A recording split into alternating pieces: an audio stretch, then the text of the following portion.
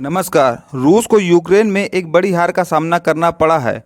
रूस ने snake island से अपना कब्जा गंवा दिया है। हम इस वीडियो में बात करेंगे कि स्नेक आइलैंड क्यों इतना इम्पोर्टेंट है रूस और यूक्रेन के लिए।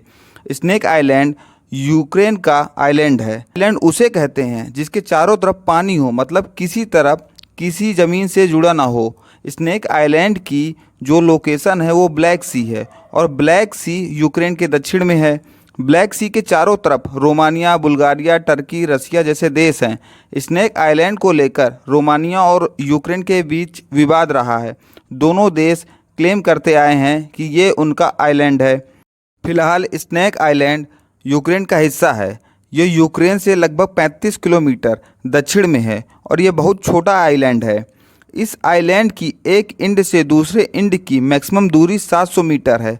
फरवरी में जब युद्ध आरंभ हुआ था, उस टाइम पर रूस की नेवी के दो बड़े युद्धपोत आइसलैंड पर अटैक करते हैं और इसे कब्जे में ले लेते हैं। कब्जे के बाद यूक्रेन का इम्पोर्टेंट हिस्सा उड़ीसा, जो स्नेक आइलैंड की तरफ था, पूरी तरह से रूस के कंट्रोल में आ जाता है। अब होता क्या है कि यूक्रेन द्वारा जितना भी गेहूं और अन्य खाद्य पदार्थ दुनिया को एक्सपोर्ट किया जाता था, दुनिया को भेजा जाता था, खासकर यूरोपियन यूनियन कंट्री को, वो एकदम से रुक गया।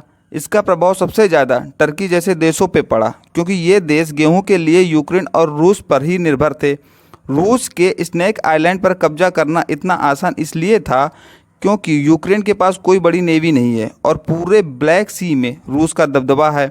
यहाँ तक कि रूस के पास ब्लैक सी के लिए एक अलग से नेवी का फ्लीट बना रखा है, जिसमें कई तरह के क्रूज़र, डिस्ट्रॉयर और न्यूक्लियर सबमरीन हैं। इसी फ्लीट में जो मेन सबसे अहम क्रूज़र था वो मॉस्कोवा था।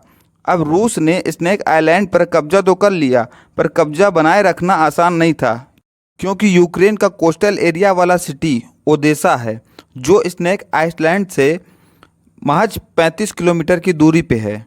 ओदेसा के कोस्टल एरिया से यूक्रेन को स्नेक आइलैंड पर आर्टिलरी गन से फायर करना बहुत आसान था, क्योंकि नॉर्मली आर्टिलरी गन की जो फायरिंग रेंज होती है वो 50 से 60 किलोमीटर के आसपास होती है।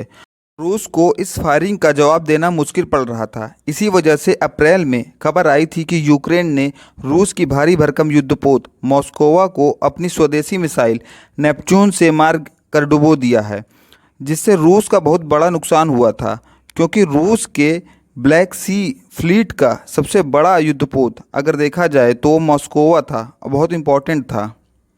उसके बाद अब ये खबर आती है कि यूक्रेन ने दोबारा से स्नेक आइलैंड पर कब्जा कर लिया है, तो इसे रूस के बड़े हार के तौर पर देखा जा रहा है। हुआ क्या है कि यूक्रेन ने दावा किया है, यूक्रेन ने स्वदेशी निर्मित बोहदाना हौवित्जर गन से रूस के एंटी डिफेंस सिस्टम को, जो कि रिसेंट में ही तैनात किया गया था स्नेक आइलैंड पर, उनको बर्बाद कर दिया है। उसके बाद यूक्रेन ने दावा किया कि रूस के सैनिकों को 2 स्पीड बोट से सवार होकर भागते हुए देखा गया है। इस दावे को रूस ने नकारते हुए कहा कि स्नेक आइलैंड से रूस ने कब्जा मानवता और सद्भावना में छोड़ा है। रूस नहीं चाहता कि दुनिया में खाद्य पदार्थों का शॉर्टेज हो जाए और महंगाई के कारण भुखमरी बढ़ जाए। वास्तव में स्नेक आइलैंड पर कब्जा करने से यूक्रेन के कई बड़े बंदरगाह रूस के कंट्रोल में आ गए थे, जहां से दुनिया भर को गेहूं भेजा जाता था। देशों में खासकर अफ्रीका के वो देश जहां पहले से भुखमरी है और गेहूं रुक जाने से हालत और बेकार होते जा रहे थे। रूस को कहना पड़ा कि रूस ये नहीं चाहता कि इन सब के लिए रूस को बदनाम किया जाए। रूस के दावे के बाद भी विशेषज्ञों का ये कहना है कि चलो मान लेते हैं कि रूस ने स्नेक आइलैंड को अपने मर्जी से छोड़ा है, पर गेहूं को दूसरे देशों को भेजना इतना आसान नहीं होगा, क्योंकि अपने डिफेंस में यूक्रेन ने बहुत सारी माइंस लगा रखी है ब्लैक सी में, और ये सब हटाने की हिम्मत यूक्रेन नहीं करेगा, क्योंकि उसे लगेगा कि ऐसा करने से रूस कहीं उस पर दोबारा हमला ना कर दे। और पूरा ब्लैक सी वैसे भी रूस के कंट्रोल में है, इसलिए रूस की गारंटी के बाद भी यूक्रेन द्वारा गेहूं का एक्सपोर्ट शुरू करना बेहद मुश्किल काम होगा। पर हो ये भी सकता है कि रूस ये सब इसलिए कर रहा है कि दुनिया में रूस की अच्छी छवि बने।